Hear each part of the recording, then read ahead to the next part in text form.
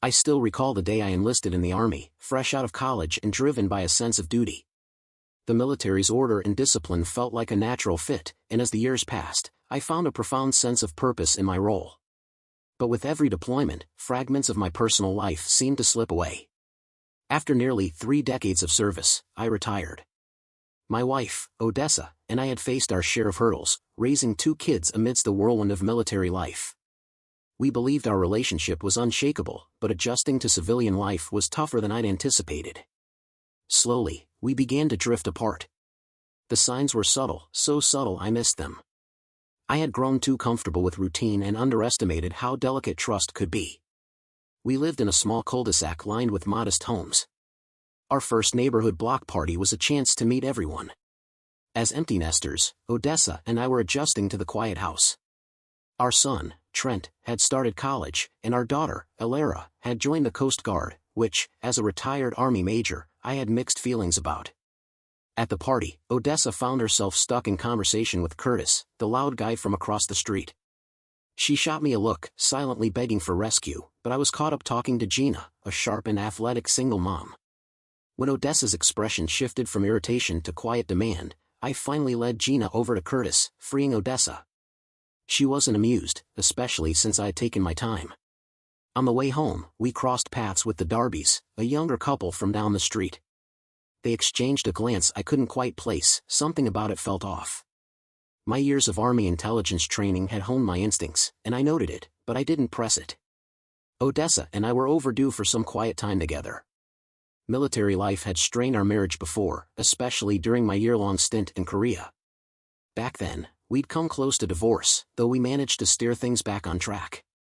Still, I couldn't shake the feeling that something had happened during that rough period. The possibility of infidelity is a reality in military marriages, even if nobody likes to admit it. Odessa and I had survived, but doubts lingered. A tip from my ex-girlfriend, Naomi, stirred old suspicions. Naomi managed a hotel near Odessa's hospital and once mentioned seeing her at a budget inn nearby. I hired a private investigator, but it turned out Odessa had been parking there while the hospital's lot was under construction. Her early arrivals at work stopped as soon as I returned from Korea, which only fueled my unease. Our time apart had left a gap I couldn't seem to bridge. I never found out if there had been another man, but I knew something had shifted in her. We both agreed to repair things, and I made sacrifices too. I traded my passion for flying for a role in Army intelligence, which kept me away from combat zones more often than not. It reassured Odessa somewhat, but multiple deployments to Iraq and Afghanistan after September 11th strained us again. When it became clear that chasing a general's star would mean yet another separation, I chose retirement instead. The job I landed afterward as a consultant paid more than the Army, and I got to attend Trent's and Elara's graduations with Odessa by my side, a privilege I wouldn't trade. Odessa climbed the ranks in her own career, eventually becoming the lead nurse on a brain surgery team. She often spoke of Dr. Theo Carmona, a confident, charismatic surgeon whose name I grew tired of hearing. His admiration for her was obvious, and though Odessa called it harmless work flirtation, I wasn't thrilled.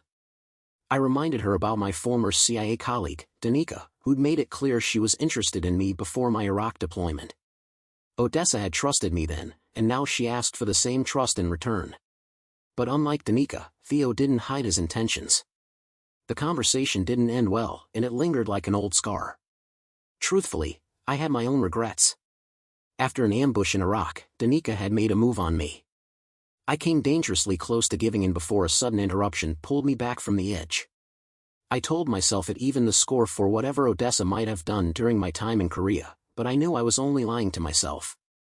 Now, Odessa was about to leave for 6 weeks on a humanitarian mission in South America. Dr. Theo would be with her. I hated it, but I didn't want to be the one holding her back after all the sacrifices she'd made for me. "I stayed home for you plenty of times," she said. "Now it's your turn to wait for me." Hard to argue with that logic. Our last night together was tense. She packed and spoke on the phone with her mother for most of the night, leaving little time for us. I didn't press the issue, figuring it was better than arguing. By morning, she was gone, no goodbye, no note. I checked my phone for a message but found none. I was annoyed, then worried. I tracked her flight to Venezuela and watched it land. Still, no call, no text. I finally sent a message, hope you're okay. Quiet exit, Odessa. Speaks volumes. No reply. Restless, I went for a run. Usually, it cleared my head, but this time, my frustration made me push harder than usual. As I rounded the corner toward our street, I spotted Vernon Darby in his yard. He called out, "Nice view, huh," after catching me glancing at his wife, Lana, working in their garden. I waved him off, saying I needed a shower. He invited me over for steaks and drinks, his grin a little too wide. His wife's sidelong glance had the same odd undertone I'd noticed at the block party. I took the long route home, still bothered by Odessa's silence. After my shower, I sat in the quiet house, waiting for her to call. By nightfall, I gave up and called the hotel in Caracas where I knew she was staying. The manager, Arturo Reyes, confirmed she had checked in but gave little else away. When I asked him to check on her, his tone shifted, suddenly impatient. I asked, "What room is Dr. Theo Carmona in?" "Room 406, senor," he replied. I winced. Odessa's room was 407. "Don't call him yet," I said. "One more thing, can you ring Cindy Hawkins? She's a nurse traveling with my wife." After a pause, Arturo reluctantly agreed. Moments later, Cindy answered. She sounded annoyed. "What do you want, Wade?" she asked. "Don't play games, Cindy. Odessa's room is next to Theo's, and she's not there." "You know why?" There was silence, then she said, "Talk to your wife, Wade." I heard a man in the background ask, "Who is that?" "Maybe I should call your husband, Cindy," I shot back. "I have his number." She panicked. "Don't call him. Please. This is the first time." I didn't care. "Tell me where Odessa is, or I'll call him now." Reluctantly, she transferred me to Theo's room. When Theo answered, he mistook me for Cindy. "Sorry, Theo," I said, my voice cold. "This is Wade Lancaster. Put my wife on." He hesitated, then asked, "Why are you calling me?" I cut him off. "If you value your hands, put Odessa on the phone." After shuffling in the background, I heard her voice. "Give me the phone, Theo," she said. "Wait, I didn't expect this conversation tonight." My heart pounded. "What are you doing in his room, Odessa? Why haven't you answered my texts?" She sighed. "I was having a good evening until you called.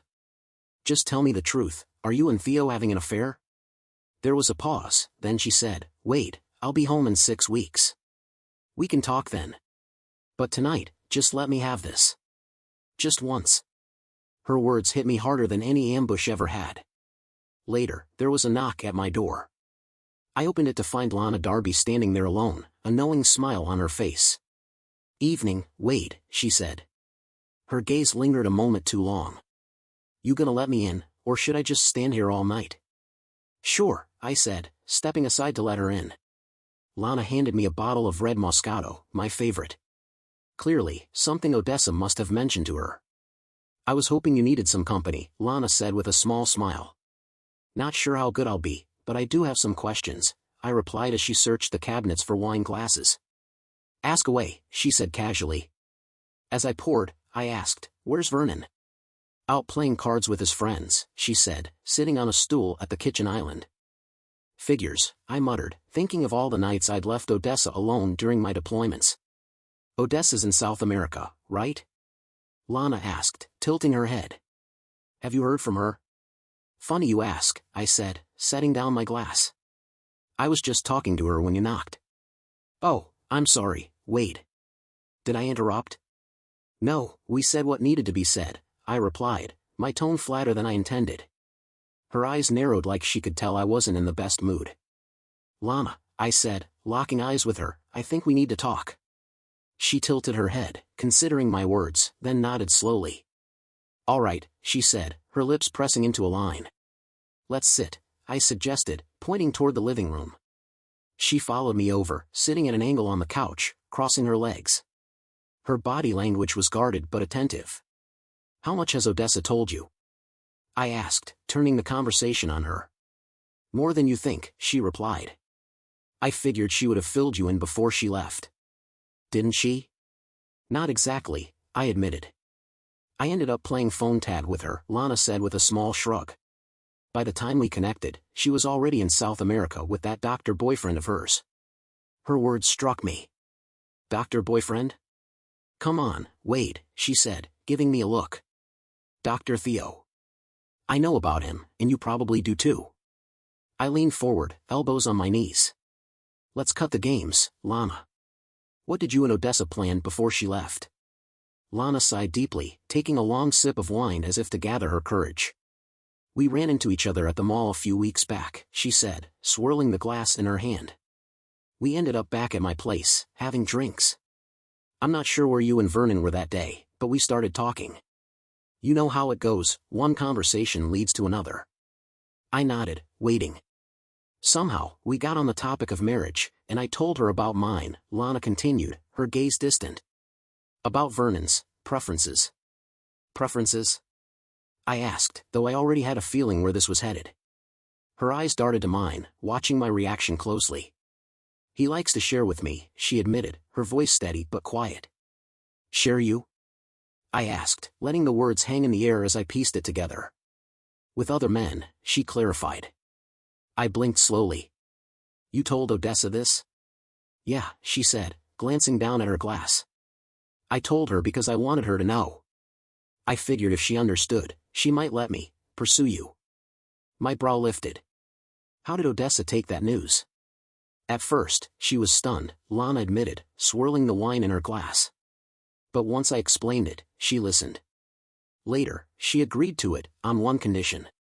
Let me guess, I said, shaking my head. That it only happens while she's out of the country. Bingo, Lana said, raising her glass. I leaned back on the couch, letting out a harsh breath.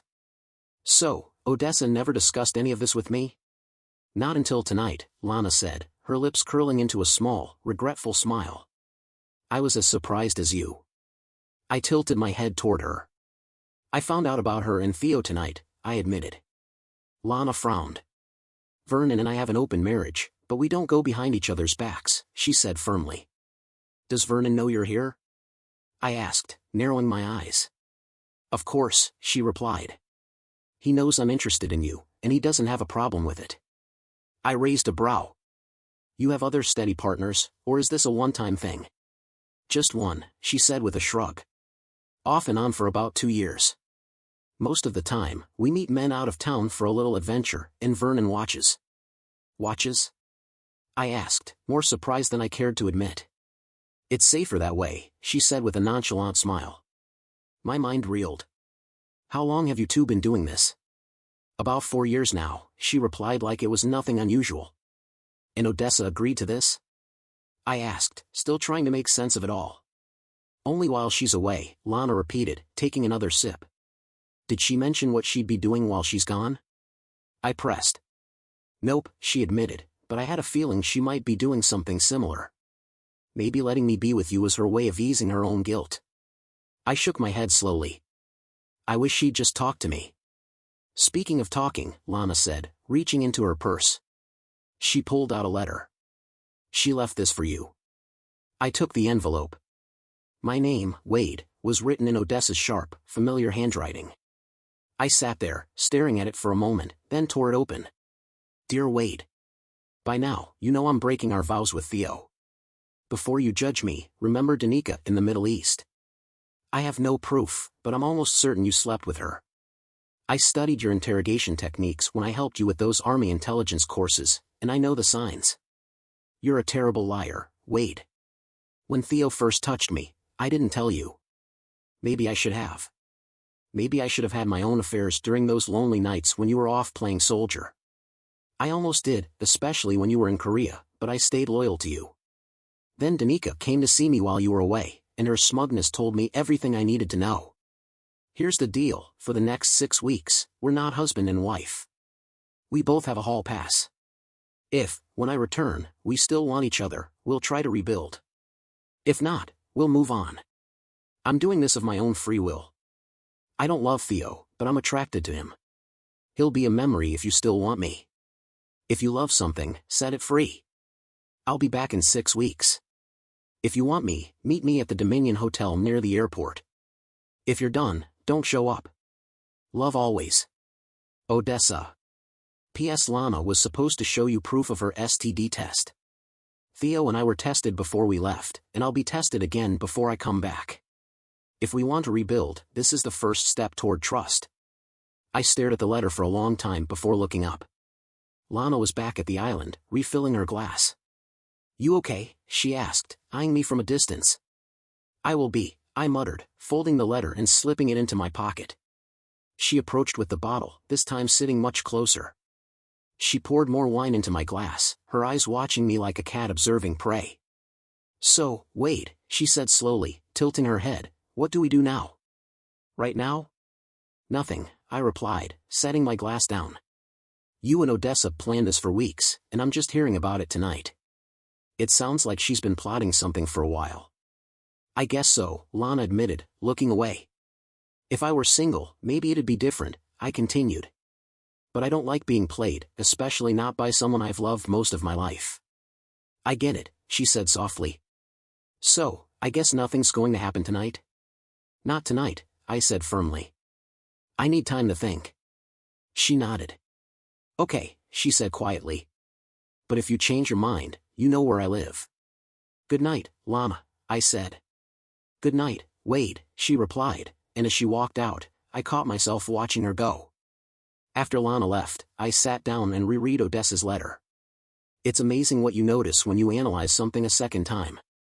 Her tone was sharp, almost venomous, when she wrote about Danica, even though she admitted she wasn't sure I'd actually slept with her. But just a few paragraphs later, she practically encouraged me to sleep with Lana. The contradiction was glaring. Yes, Danica and I got close during our time in the Middle East, but we never crossed that line. The one time something almost happened was after we survived an ambush. It wasn't planned or calculated like Odessa's affair with Theo, or this elaborate setup involving Lana. Back then, I'd felt guilty, but I also suspected Odessa had cheated during my deployment in Korea. At the time, it felt like some warped form of justice. But this was different. I kept thinking about why Odessa didn't want me to meet her at the airport. Was she afraid I'd lose my temper?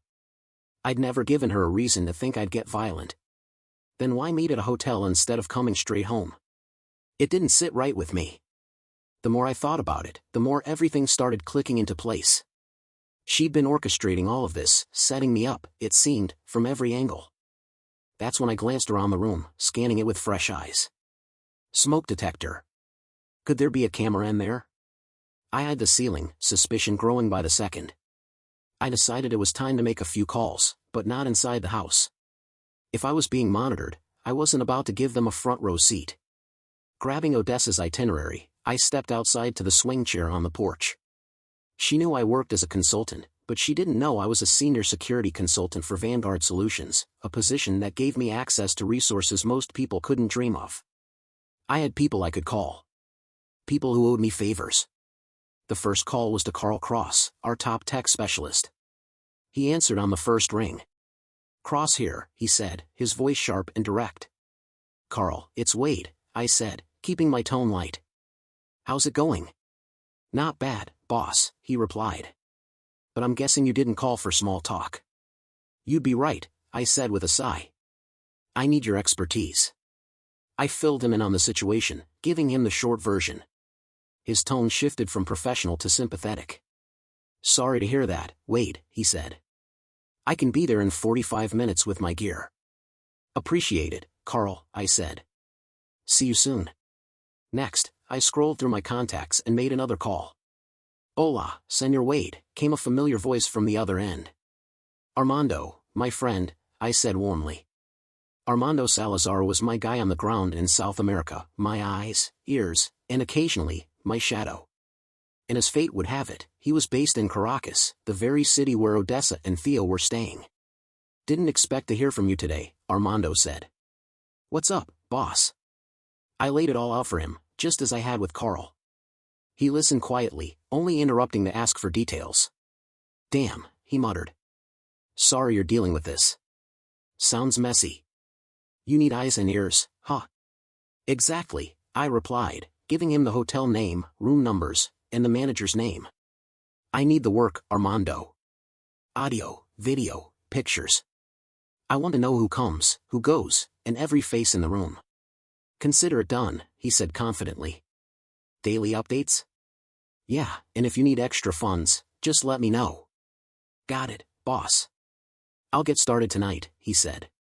Thanks, Armando, I said. Send my regards to your family. Will do, Hermano. Talk soon. I emailed him Odessa's full itinerary right after the call. 30 minutes later, Carl pulled up in his truck with his equipment. He didn't waste time. Within an hour, he'd found 3 wireless cameras hidden in smoke detectors and 2 audio bugs tucked in vents. Our landline was tapped, too. These don't have much range, Carl said, inspecting one of the cameras. Whoever planted them has to be nearby. We searched and found a receiver hidden in the attic, a locked box with a laptop connected to it. Carl traced the signal back to a private investigation firm called Rourke Investigations, helpfully labeled right on the box with an address and phone number. What do you want me to do with this? Carl asked. I thought about it. My first instinct was to destroy everything. But then an idea struck. Disable the camera and mic in my office, I said, but leave the others active. Let them watch. I'll make it boring. Carl grinned. Savage move, boss. He got to work removing the devices from my office. While he was at it, he checked our shared computer and found spyware and a keylogger installed. He wiped it clean. Why do you think she did all this? I asked, knowing the answer but wanting to hear it aloud. Probably setting you up for a divorce, Carl said bluntly. Yeah, I muttered. That tracks. One more thing, Carl added, closing his bag. If the PI had access to all this, he might have a key to your house too. Change your locks and security codes. Already on it, I replied, handing him his payment with a little extra for his trouble. I called a locksmith right after Carl left. While waiting for him to arrive, I sat at the computer Odessa and I shared. Her email auto-logged in. Normally, I respected her privacy, but this wasn't a normal situation. I went through her inbox. Emails from our kids, nothing notable. Emails from Theo, plenty of those. I exported the whole thread to a thumb drive for later. But one email stood out. The subject line, lawyer. I opened it. The thread was between Odessa and Theo. She told him she'd spoken to her lawyer, reviewed a proposed divorce settlement, and decided to move forward despite her lawyer's advice. Theo's response showed surprise. You said you loved Wade. Why not just stay with him, he asked. Her reply chilled me to the core. I am staying with him, she wrote. But on my terms. He's been a cuck for years and doesn't even know it. I'll hand him the divorce papers at the Dominion Hotel and pressure him to sign a postnup. If he refuses, I'll use his affair with Lana to wreck him financially. I can also have Lana sued for alienation of affection if needed. I stopped breathing for a moment. Theo expressed doubt. That's risky, Odessa. I'm not worried, she replied. I've been doing this since he was stationed in Korea. He never noticed. I'll be fine. My pulse pounded in my ears. I printed the thread. Every last word. By the time the locksmith arrived, I was stone cold calm. He changed the locks, reprogrammed the security system, and left. I tipped him extra for coming after hours. Then, I shut down the computer, grabbed my keys, and drove to Pat's Bar and Grill. A dark SUV tailed me the whole way. I turned, he turned. I sped up, he sped up. When I pulled into the parking lot, he followed. That was enough for me. I got out, stormed up to his window, and yanked his door open. The guy jumped, wide-eyed and stammering. Who the hell are you, and why are you following me? I growled. I don't know what you're talking about, he stammered. Cut the lies, I barked. Are you the PI my wife hired? He didn't answer, but his face said it all. Here's the deal, I said, leaning closer. Stay away from me. Got it? Got it, he squeaked, nodding frantically. He drove off like his life depended on it. Inside the bar, I ordered a burger and a beer. The bartender glanced at me. Woman trouble? Yeah, I muttered. Can't live with him, can't shoot him, he said with a grin. I chuckled despite myself. When I got home, I lit a cigar on the porch, scrolling through my phone. A message from Armando popped up. All set. First update in the morning. Send $250 for expenses. I sent the money and replied, talk tomorrow. After Lana left, I stayed downstairs, finishing my beer and cigar. When the last of the smoke curled away, I headed upstairs. Curiosity got the better of me, and I decided to check Odessa's nightstand. Inside, I found her wedding rings. Without hesitation, I slid my own wedding band off my finger and placed it beside hers. Then I glanced up at the smoke detector, knowing full well there was a hidden camera inside, and flipped it off with a slow, deliberate gesture. The next morning, I checked Odessa's email and saw a new message titled Bin. The message was a report from the private investigator, detailing how I had found the surveillance devices and confronted the man tailing me. I marked the email as unread, logged out, and went about my day. Later, after work, I reviewed the footage Armando had sent me from Caracas. The video showed Odessa and Theo together, but it wasn't anything explicit, just subtle body language and casual touches. But there was one moment that stood out. I watched Odessa lean toward Theo and say, he's probably with that girl next door. I'll have a video of it tomorrow for my lawyer. That was all I needed to hear. I ended the video and immediately called Armando. Senor Wade, he greeted cheerfully. Thanks for the funds. Did you see the footage? I did, I replied. Listen, I've got a plan, and I need your help. I laid it out for him in detail. When I was done, he was quiet for a moment. Complicated, he finally said, but it can be done. 10 days should be enough time. Good, I said. 10 days is all I need. Why 10? He asked. Because it's our 25th wedding anniversary, I replied coldly. I want to make sure she never forgets it. Armando let out a sharp laugh. Tough hombre, Senor Wade. I like it. After hanging up, I scrolled through my phone contacts until I found a name I hadn't seen in years, Danica Shaw. We hadn't spoken since our time in the Middle East, but I knew she'd pick up. Sure enough, she did. Well, Danica said with surprise. Wade Lancaster. I never thought I'd hear from you again. Yeah, it's been a while, I admitted. I gave her a quick version of my situation, then read Odessa's letter to her. Danica's silence was short-lived. That lying witch, she spat. I never said anything like that. We were just teammates watching each other's backs. Thanks, Danica, I said. I regret how things went down between us, but none of that justifies what Odessa's doing now. You don't owe me an apology, Wade, she said, her voice softening.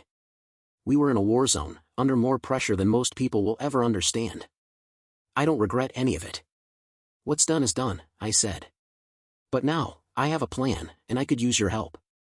Tell me, she said. I did. I told her everything. When I finished, she didn't respond right away. Then I heard her slow, measured laughter. I like it, she said, clearly impressed. I really like it.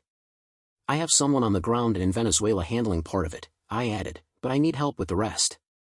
Then you called the right person, she replied confidently. I can handle it. When do you need it done? 10 days, I said. Our 25th anniversary. Danica let out another laugh, this one deeper. You are wicked, Wade. Consider this my anniversary gift to you. We both chuckled before the mood shifted. You know, she said softly, I've thought about you a lot since the war. I never really connected with anyone the way I did with you. I leaned back in my chair, letting out a slow breath. I've thought about you too, I admitted. We made a good team back then. The best team, she agreed, and I heard a hint of sadness in her voice. They've got me pushing papers now. I'm thinking of retiring.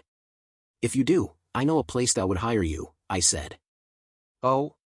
Would I be working with a certain retired Army major? She teased. Absolutely, I said with a grin. Well, now that's something to look forward to, she replied. Her tone grew serious. Wade, do you think we could reconnect? Yes, I said without hesitation. Odessa made her choice. I'm not going back to her. Good, she said with relief. Because I'd like to finish what we started in the Middle East. Me too, I replied, my voice low and steady. But I need to handle this situation first. Fair enough, she said. Just don't make me wait too long. I won't, I promised. This divorce will take time, though. Do what you have to do, she said with understanding. I'm here if you need to talk. It's really good hearing your voice again, Wade. Yours too, I said sincerely. All right, soldier, my dinner's getting cold, she teased. Talk soon? Promise, I replied. You'd better, she shot back with a laugh before hanging up. The call left me feeling more alive than I'd felt in months. Danica still cared, and that meant something. I was pulled back to reality by a knock at the back door. It was Lana Darby, holding a plate of lasagna. Thought you might be hungry, she said with a sly grin. Mind if I come in? Just set it on the counter, I replied, keeping my distance. She set the plate down and smiled, her eyes scanning me. I hope you like it. Or maybe you'd prefer something else. It was a tempting offer, but my conversation with Danica had reminded me of what really mattered. As tempting as that sounds, I said, I'll have to pass. Her smile faltered. What's wrong? Odessa gave you a hall pass, didn't she? Yeah, but she also put cameras all over the house, I said, nodding toward the smoke detector. Go ahead, wave to the camera. Her eyes widened as she stared at the device. You're serious? Very, I said. She hired a PI too. For all we know, Vernon's watching right now. Her face twisted in shock. I had no idea. Come with me, I said, leading her to my office. I pulled out a folder with the printed emails between Odessa and Theo and handed it to her. Her eyes scanned the pages, her mouth hanging open in disbelief. Oh my God, she muttered. I didn't know, Wade. I swear. I believe you, I said calmly. She played us both. Lana's face hardened. What are you gonna do? I'm filing for divorce, I said plainly. And I'm not getting involved with anyone until it's finalized. Her shoulders slumped. Can we still be friends? She asked quietly. Of course, I said. But nothing more. Fair enough, she sighed. Sorry about everything. Thanks for the lasagna, I said, walking her to the door.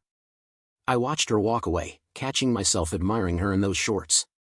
But I wasn't going to risk everything over a fleeting moment of desire. Not again. Once she was gone, I changed into my running gear, figuring the lasagna would still be warm when I got back. After my run and a shower, I dug in. It was loaded with cheese, mushrooms, and meat, just the way I liked it. It hit the spot.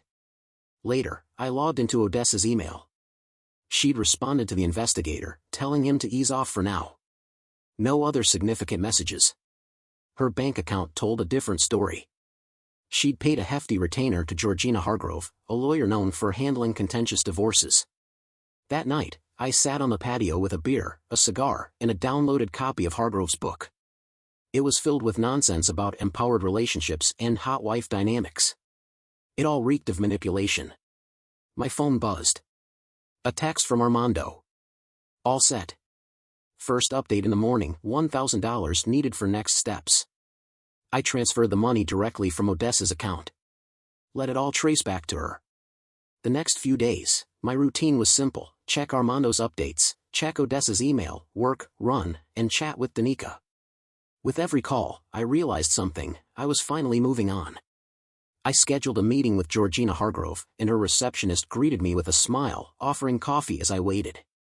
When Georgina finally came out to meet me, I shook her hand firmly. She was about my age, well-dressed, and had a presence about her that suggested she was used to being in control. I noticed a wedding ring on her finger and wondered what kind of life her husband must lead with her calling the shots. So, you're considering a divorce? She asked, gesturing for me to sit. Yes, I am, I replied, keeping my tone even. And your name is Lancaster? She asked, typing on her computer. That's right, I confirmed. Her eyes narrowed as she clicked around on her screen. Her expression changed. And your wife's name? Odessa. Short for Odette. Her gaze sharpened as she sat back in her chair. Well, Mr. Lancaster, I'm afraid I can't represent you. Conflict of interest, I'm already representing your wife. I nodded, unfazed. I figured as much. I also know you only represent women. Seems a bit sexist to me. Her lips pressed into a thin line. If you knew that, why did you come here? Simple, I said, leaning forward. As a former Army intelligence officer, I like to understand my enemy. Her eyes flickered, but she stayed composed. Enemy? Is that how you see me? Pretty much, I said with a shrug. I read your book in that New York Times interview you did. It's clear you recruit your clients into your lifestyle. I raised an eyebrow. Is that what you did with my wife? That's privileged information, she replied coldly. Of course it is, I said, tilting my head. Did you know Odessa was going to Venezuela? Did you know what she planned to do there? Once again, that's privileged information, Mr. Lancaster, she said, her tone firm as steel. I nodded slowly, eyes locked on hers. You're married, right? I read that chapter in your book about controlling husbands. Do you treat your husband the way you suggest in that chapter? Humiliating him?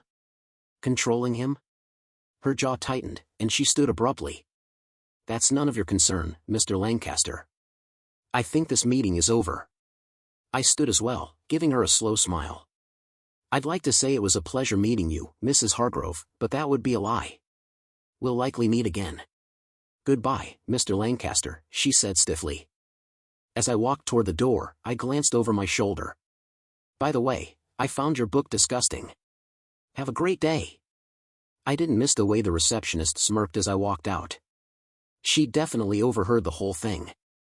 The morning of our 25th wedding anniversary, I took the day off work, knowing it would be eventful. Early that morning, Danica texted me to confirm she'd completed her part of the plan. Later, I received another message from Armando. Check your email. I opened the video file he'd sent. The footage was grainy but clear enough. It showed a dirt road checkpoint manned by armed soldiers. 3 SUVs approached, and the soldiers waved them to a stop. They searched the vehicles thoroughly, and when they reached the second SUV, they found something significant. More soldiers arrived, and soon after, Odessa and Theo Carmona were pulled from the vehicle, handcuffed, and marched away. A tow truck hauled off the SUV while the remaining vehicles were eventually allowed to pass. I sat back, stunned. This wasn't how I'd expected the day to go. I called Armando right away. Armando, I said firmly, I saw the video. What happened? We planted the stuff as planned, he said, his voice calm. Just a small amount. But as it turns out, Theo was smuggling something else. My guys saw him loading larger quantities of white powder and pills. They backed off so they wouldn't get caught up in it. Smart move, I replied. Where are they now? Both are in custody, Armando said. Odessa and Theo are in jail. From what I hear, Odessa might have known about the pills, but I'm not sure. Venezuelan authorities have 48 hours to present their case to a judge, but with the amount they found, it'll likely stick. So the U.S. consulate knows by now? I asked. They should, he replied. I'll keep you updated. Thanks, Armando, I said, hanging up. It wasn't the outcome I'd planned, but if Odessa was involved in trafficking, she deserved whatever was coming. I called Danica and filled her in on what had happened. She wasn't surprised. I can reach out to some contacts in Venezuela, she offered. See if I can get more details. I'd appreciate that, I said. Consider it done, she replied confidently. While waiting to hear back, I decided to do some house cleaning. I gathered every hidden camera, microphone, and piece of surveillance equipment that Collins Investigations had installed in my home. I even pulled the receiver and laptop from the attic. I stuffed it all into a trash bag and set it on the driveway. Then I made a call. Collins Investigations, a woman answered. Let me speak to the boss, I said flatly. One moment, sir, she stammered. A familiar voice came on the line. John Collins, the man I'd confronted outside Pat's Bar and Grill. This is Collins, he said. This is Wade Lancaster, I said, my tone cold. Your client, Odessa, is sitting in a Venezuelan jail on drug trafficking charges. I've removed all your gear from my house. It's in a trash bag on my driveway. If it's still there tomorrow, it's going in the garbage. There was silence on his end, then a rushed, yes, sir. Understood. I hung up. I didn't need to hear anything else. The next morning, the bag was gone. Later that day, Danica called back. Just spoke with the station chief in Caracas, she said, cutting straight to the point. What did you find out? I asked. Venezuelan authorities have been watching Theo since he arrived, she said. Turns out he's connected to a major pill cartel. If Odessa was involved, she could be looking at serious prison time. How serious? I asked, gripping the phone tightly. Minimum 10 years, Danica replied. The judge on the case is known for being tough on foreigners. Well, I muttered, if she's guilty, she deserves it. How much were they caught with? About 20 pounds of white powder and pills, she said. Damn, I muttered. Expect a visit from the State Department, she warned. They'll want to talk. Thanks for the heads up, I said, ending the call. The visit came sooner than I thought.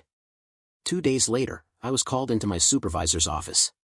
Kurt Hansen sat at his desk, and a man I didn't recognize stood next to him. Wade, Kurt said, this is Charles Matthews from the State Department. Charles wasted no time. Mr. Lancaster, your wife Odessa has been arrested in Venezuela on pill trafficking charges. She's been placed on a no-fly list, so even if released, she can't return to the U.S. I stayed silent, letting him continue. She's looking at up to 12 years, Charles added. With good behavior, she might get out at 7 or 8, but she won't be allowed to leave Venezuela. He handed me a pamphlet. This explains how to send her money for legal fees and expenses. If you'd like, I can help you arrange a visit. I'll think about it, I said coolly. After he left, Kurt closed the door. Wade, this could affect your security clearance and your job, he warned. Take some time off and get things under control. I will, Kurt, I said. Back home, I checked Odessa's emails and found something from 3 months ago. It was from Theo. Want to make extra money in Venezuela? After some hesitation, Odessa agreed to Theo's plan. Good girl, Theo said with a grin. Trust me, you'll be glad you did. I sat back, staring at the screen in disbelief. I printed out the entire email chain, saved it as a PDF, and added it to a thumb drive along with the other incriminating emails I'd collected. Next, I reviewed the surveillance videos Armando had sent. I skipped over the more physical moments and focused on their conversations. One stood out. The footage, timestamped the day before their arrest, showed them in their hotel room. You ready? Theo asked. Tomorrow's the big day. I think so, Odessa replied, her voice tense with nerves. Good. The product will be in our SUV by morning. It'll be packed in boxes marked as medicine, so we won't have to touch it, Theo explained confidently. And you're sure we won't get caught? She asked, glancing at him with clear doubt in her eyes. I've been on that road plenty of times, he said, his grin smug. No checkpoints. If this works, we can do it again and retire with the money. Sounds good to me, she said, her unease melting into a smile. Bingo. I saved the video to the thumb drive and sat there for a while, gathering my thoughts. It was one thing to suspect someone you love of wrongdoing, it was another to have undeniable proof. That night, I emailed Trent and Elara to schedule a family Skype call for the next evening. They deserved to know the truth, no matter how painful it was. After that, I called Armando to update him on everything. Damn, he muttered. What's your plan? I'm going through all the evidence. I've got a lawyer appointment tomorrow, and once I have the divorce papers, I'm flying down there to deliver them in person. You're coming to Venezuela? He asked, surprised. Yeah, I said firmly. And I'll be handing all this evidence over to the prosecutor too. You can stay with me and my family, Armando offered. Lupe's been wanting to cook for you anyway. Appreciate it, Armando, I said with a grin. I'm looking forward to Lupe's cooking. We laughed, and I promised to call once I booked my flight. After that, I logged into Odessa's bank account and drained it, sending every last penny through Western Union to the account she'd been using for travel expenses. I made sure the trail pointed straight back to her. Once that was done, I started packing her belongings. Clothes, shoes, personal items, even our wedding album. I stuffed it all into trash bags and loaded them into her car. Then I called her parents to break the news. Her mother, Giselle, answered. Wade, it's so nice to hear from you. How's Odessa doing? Not well, I said bluntly. I'm calling to let you know Odessa and I are getting a divorce. There was a long, stunned pause. What? Giselle asked, her voice trembling. She's also been arrested in Venezuela on drug trafficking charges, I added. She's in jail, and I have evidence proving she's involved. Todd, Odessa's father, took the phone. You're saying our daughter is in jail for trafficking pills? He asked in disbelief. Yes, I replied firmly. And I have the evidence. I'll be giving it to the prosecutor. Silence. Then Todd sighed. We'll come get her things. They showed up later that afternoon. Giselle's eyes were red from crying, and Todd looked worn down by the weight of it all. I watched as they loaded Odessa's things into her car. Please stay in touch, Wade, Giselle said as she hugged me tightly. I will, I promised, patting her back. After they left, I sat on the porch with a beer and a cigar.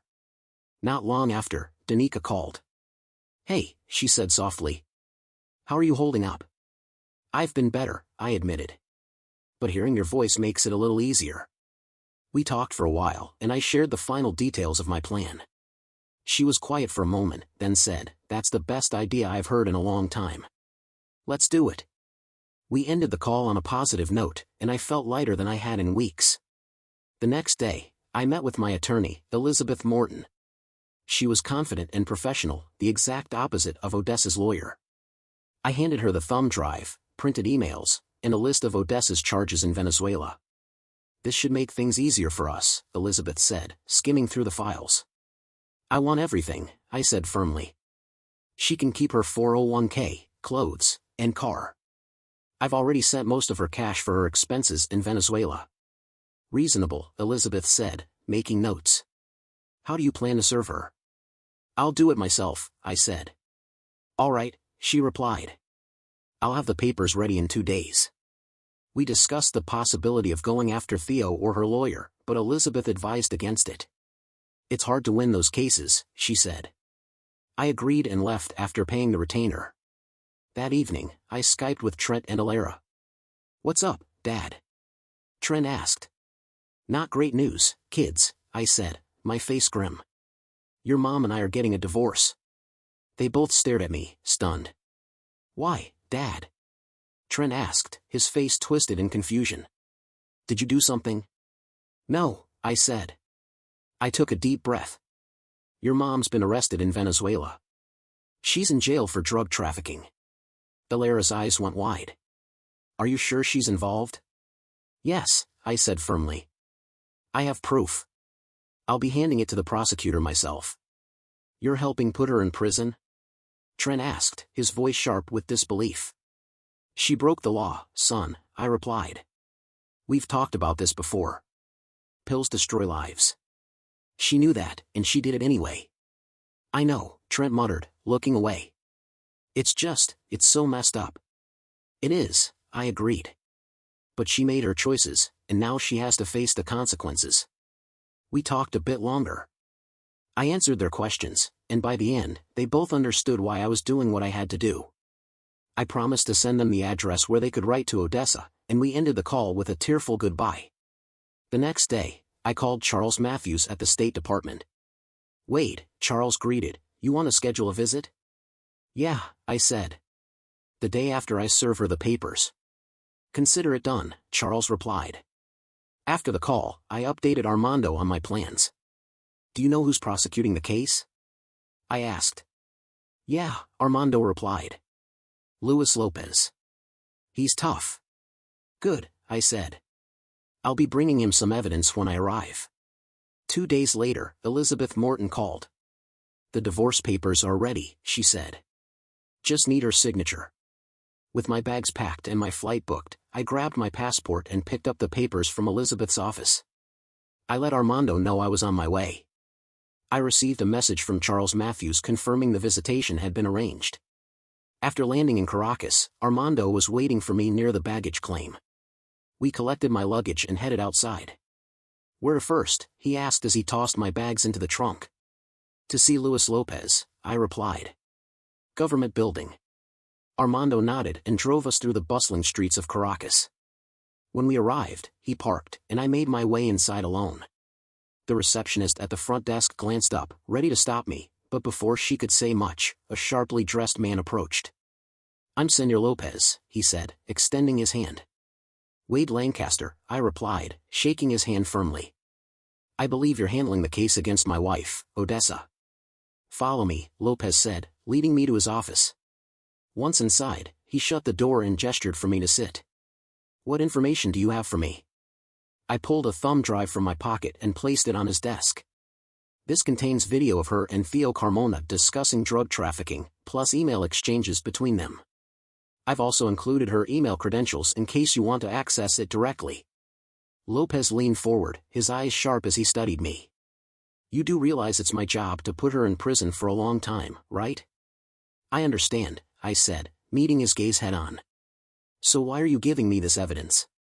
Shouldn't you be helping her defense? He asked, his tone curious but pointed. I didn't answer right away, and he nodded like he'd already figured it out. Ah, he said, leaning back in his chair. She was having an affair with Dr. Carmona, wasn't she? Yes, I admitted. Lopez's face remained neutral. So this is about revenge? No, I replied firmly. I'm a retired Army intelligence officer. I've spent my life upholding the law, and I'm not about to ignore it, not even for my soon-to-be ex-wife. I'm also here to serve her divorce papers. Use the evidence however you see fit. Lopez nodded slowly. All right, Senor Lancaster, I'll review your evidence. How long will you be in Caracas? Just a day or two, I said. Long enough to serve the papers and catch a flight back to the States. Very well, he said, standing. Welcome to Caracas. We shook hands, and I left his office. When I got back to the car, Armando glanced at me. How'd it go? You were right, I said, smirking. Lopez is tough. Armando laughed. You have no idea. Come on, Lupe's been cooking all day. At his house, I was welcomed like family. Lupe greeted me warmly, and their kids swarmed me with questions about America. Armando set me up in a guest room, and later that night, we sat on the patio, smoking cigars and drinking aguardiente, a fiery liquor that lived up to its name. We chatted about life, work, and old war stories before calling it a night. The next morning, Armando drove me to the prison where Odessa was being held. The conditions were grim, crowded, noisy, and foul-smelling. The guards led me to a small visitation room, where Odessa sat at a steel table, wrists shackled to the surface. She looked thinner, her face gaunt, and her eyes darted nervously toward me. I sat down across from her, opened my briefcase, and pulled out the divorce papers, setting them on the table. You once gave me a choice, I said calmly. Take you back or walk away. You know which one I chose. Tears welled in her eyes as she whispered, I'm sorry, Wade. I never meant to hurt you. Don't lie, I replied coldly. You plotted with Lana, you hired Georgina Hargrove, and you tried to set me up. You lied about everything. I'm not here for apologies, I'm here for closure. Sign these papers, and we're done. Her hands trembled as she reached for the pen. But I don't want a divorce, she pleaded, her voice cracking. Too late, I said, my voice like stone. You plan to make me your puppet or ruin me financially. Face it, Odessa, we're finished. She sniffled, wiping her eyes on her shoulder, then picked up the pen. Slowly, she signed the papers, her shackles clicking with every movement. An embassy official stood nearby as a witness, watching everything closely. Once it was done, I put the papers back into my briefcase. Oh, by the way, I said casually, locking the case. I noticed you paid in full for our anniversary stay at the Dominion Hotel. Since you won't be needing it, I'll make use of the reservation. Go ahead, she muttered bitterly. And just so you know, I said, pausing to look her dead in the eye, I plan to invite Danica. We'll finish what we started in the Middle East. Just once, if you don't mind. Her head shot up, eyes blazing with fury. I shook my head slowly. Don't even start, I said quietly. As far as I'm concerned, we're done. Enjoy your miserable life. I stood up and walked out, never looking back.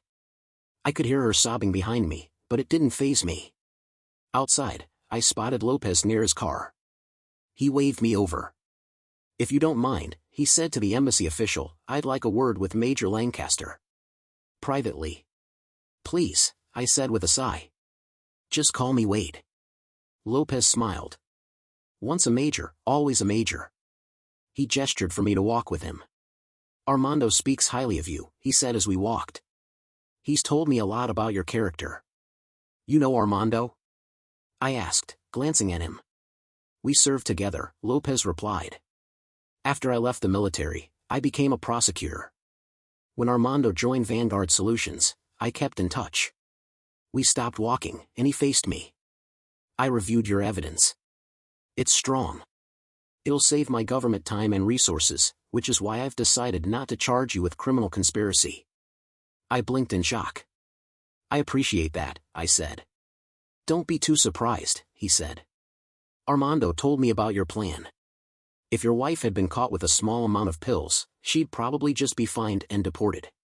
But thanks to Armando's crew, nothing illegal was purchased. And the money you sent? It went to a charity for widows and orphans. They're grateful for your donation. I couldn't help but smile. Your cooperation and clean record convinced me not to press charges, Lopez added, his voice serious. But if you ever try something like this again, I won't hesitate. I understand, Lewis, I said sincerely. Thank you. Don't thank me, he replied. Justice is coming for Odessa and Theo Carmona. I'm heading back to the States now, I said. If you ever return to Caracas, he said, we should have dinner. I'd like that, Lewis. We shook hands. Back in Armando's car, he glanced over. Everything okay? Yeah, I said with a grin. All good. On the way to the airport, Armando apologized for not following my original orders. Don't apologize, I said, clapping him on the shoulder. You did the right thing. I'm the one who should be sorry for putting you in that position. Don't worry, boss, he said, smiling. If it were me, I'd have done worse. When I got back to the U.S., Danica met me at the Dominion Hotel, where I was supposed to meet Odessa. We finished what we started in the Middle East. Lying in bed, Danica grinned. I put in my retirement papers, she said. Thinking of a career change. Yeah? I asked. What's next? Becoming a full-time wife and homemaker, she said, eyes locked on mine. Think there's an opening for that? I leaned in close. There just might be. Want to apply? I already did, she whispered. I'm in love with you, Danica. I love you too, Wade.